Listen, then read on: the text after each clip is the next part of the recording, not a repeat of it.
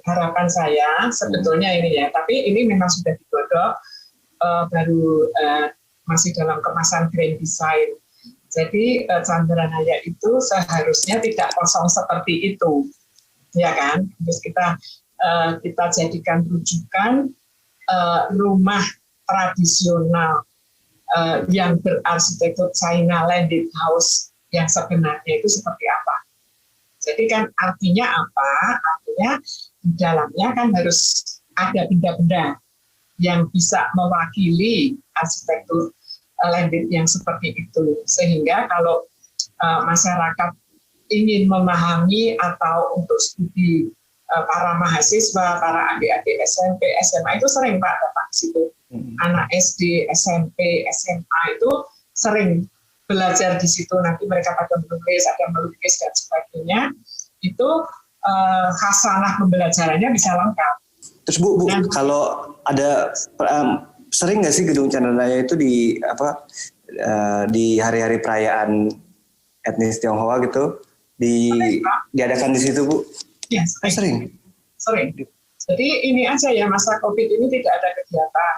Dulu sering diadakan kegiatan, termasuk kegiatan-kegiatan yang tradisional Cina masa lalu, Pak. Jadi dulu di Cina Selatan itu, saya lupa nama kegiatannya ya, tapi di Cina Selatan itu dulu kan miskin sekali, Pak. Masyarakatnya kan pencari ikan. Jadi setahun sekali mereka itu kumpul di dalam satu komunitas begitu, makan sayur bersama. Saya lupa namanya apa itu. Itu kita beberapa tahun mengadakan itu, Pak. Jadi benar-benar excited sekali. Jadi ada piring gede sekali gitu, terus ada sayuran macam-macam, terus ada musiknya, terus kemudian makan sayurnya bareng-bareng itu, dan ada narasinya. Jadi itu memperingati bahwa ketika era sekian tahun yang lalu, di Cina bagian selatan itu, makan sayur bersama itu merupakan satu kehormatan.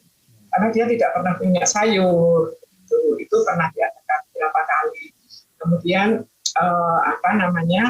Imlek, Cap Gomeh, itu beberapa kali diadakan. Ya. Pemerintah pun mendukung sepertinya Bu ya? Ya, sangat mendukung.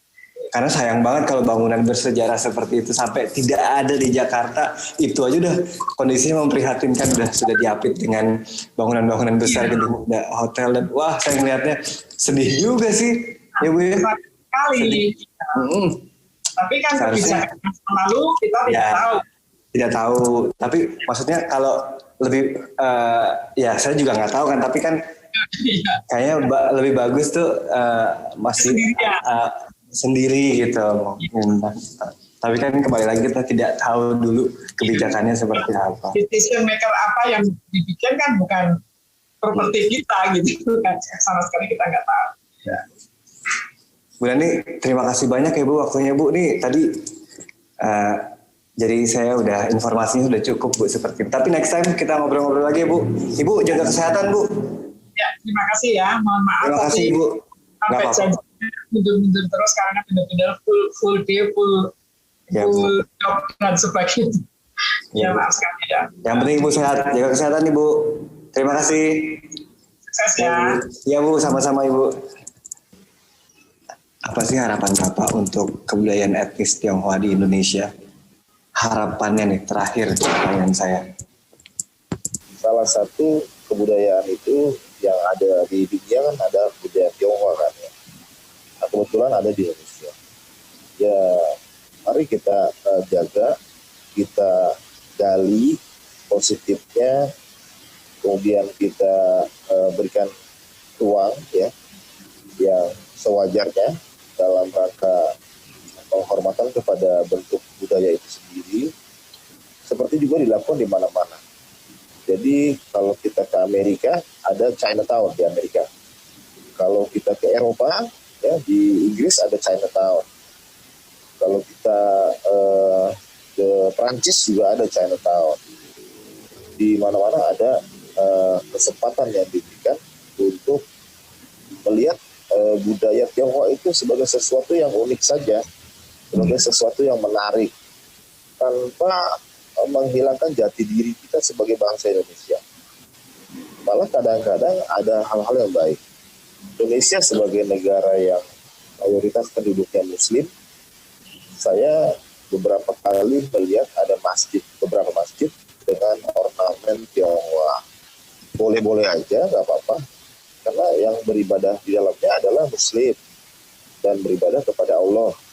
Kalau hanya sekedar hiasan, ornamen, ada unsur Tionghoanya itu hanya unsur keindahan aja, estetika. Nggak apa-apa. Estetika. Dan faktanya ada juga Tionghoa yang jadi Muslim kan, banyak kan. Kemudian juga ada gereja ya di Jakarta, di Kebayoran itu, gereja tua, ornamennya Tionghoa juga, gentengnya genteng Tionghoa, gereja Santa kalau nggak salah.